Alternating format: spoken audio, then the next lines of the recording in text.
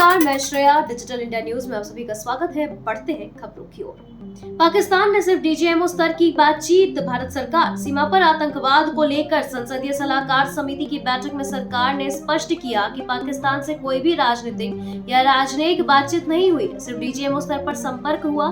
भारत की रणनीति में आतंकी ठिकानों पर हमले और कूटनीतिक प्रयास शामिल है। सरकार ने बताया कि वह आतंकवाद के खिलाफ अभियान था, पाकिस्तान के खिलाफ नहीं, इसलिए अंतर्राष्ट्रीय समुदाय ने भारत का समर्थन किया। मीठी नदी घोटाले में डिनो मोरिया से पूछताछ। मीठी नदी घोटाले में बॉलीवुड अभिनेता डिनो मोरिया और उनके भाई सॉन्टनो मोरिया से मुंबई पुलिस की आर्थिक अपराध शाखा ने पूछताछ की। आरोप है कि केतन कदम और जय जोशी ने नदी से गाद निकालने वाली मशीनों के किराए को लेकर नगर निगम से फर्जी तरीके से अधिक रकम वसूली, जिसमें मोरिया बंधुओं की संलिप्तता की जांच जारी है। पाकिस्तान को बताकर मारा, गुजरात में गरजे पीएम मोदी। प्रधानमंत्री नरेंद्र मोदी ने आतंकवाद पर सख्त रुख अपनाते हुए कहा कि भारत ने पाकिस्तान को चेताकर कार्रवाई की। उन्होंने कहा कि ऑपरेशन सिंदूर आतंकवाद के ठिकानों को मिटाने और मानवता की रक्षा का मिशन है। पीएम मोदी ने आतंकवाद के खिलाफ जीरो टॉलरेंस नीति को दोहराते हुए पाकिस्तान की तुलना टेररिज्म से की। पूरा परिवार ड्रामा कर रहा है, तेज प्रताप पर ऐश्वर्या राय का बयान।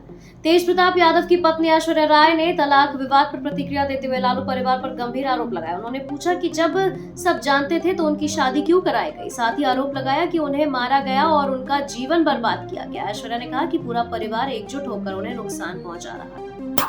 गांव में विकास की नई इबारत। संजीव बालियान। पूर्व केंद्रीय मंत्री संजीव बालियान ने कहा कि भाजपा की डबल इंजन सरकार ने ग्रामीण भारत में अभूतपूर्व विकास किया है। नकुड़ में पंचायत प्रतिनिधि सम्मेलन में उन्होंने कहा कि सरकार ने बिना भेदभाव के योजनाएं लागू की, जिससे उत्तर प्रदेश के समृद्ध राज्यों में गिना जा रहा है।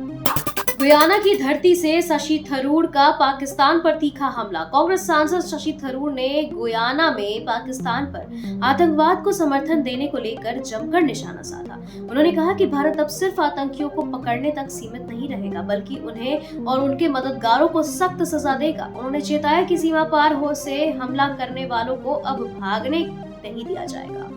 सीजफायर हमारी सेना की ताकत का नतीजा है, जयशंकर। एक जर्मन पत्रकार द्वारा अमेरिका को सीजफायर के लिए धन्यवाद देने के सवाल पर विदेश मंत्री एस जयशंकर ने जवाब देते हुए कहा कि यह भारत की सेना की निर्णायक कार्रवाई का परिणाम था। उन्होंने बताया कि भारत के हमले के बाद पाकिस्तान खुद घुटनों पर आ गया है और सीजफायर के लिए गुहार लगाई।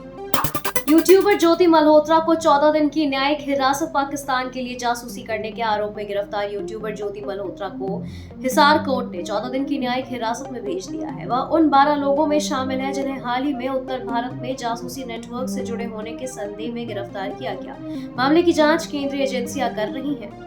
सिंदूर सस्ता नहीं, नुकसान की कीमत खून से चुकानी होगी। अमित शाह। गृह मंत्री अमित शाह ने नांदेड़ में जनसभा को संबोधित करते हुए कहा कि ऑपरेशन सिंदूर ने आतंकियों के ठिकानों को नष्ट कर दुनिया को भारत की ताकत का संदेश दिया है। उन्होंने कहा कि जो भारत की ओर गोली चलाएगा उसे गोले से जवाब मिलेगा। शाह ने साफ किया कि मोदी सरकार आतंकवाद के खिलाफ सख्त रुख का कायम है। कूड़े से बनेगा सोना, मंत्री धर्मपाल सिंह का दावा। उत्तर प्रदेश सरकार के मंत्री धर्मपाल सिंह ने मेरठ में कहा कि कूड़े से सोना बनाने वाली मशीन जल्द तैयार हो जाएगी। उन्होंने बताया कि नगर निगम को गीले और सूखे कचरे के निस्तारण के लिए दिशा निर्देश दिए गए हैं। मंत्री ने कहा कि मशीन के शुरू होने का स्वच्छता अभियान की ओर उसे गति मिल चुकी है। खबरों के सिलसिले में फिलहाल इतना ही। बने रहे डिजिटल इंडिया न्यूज के साथ। नमस्कार।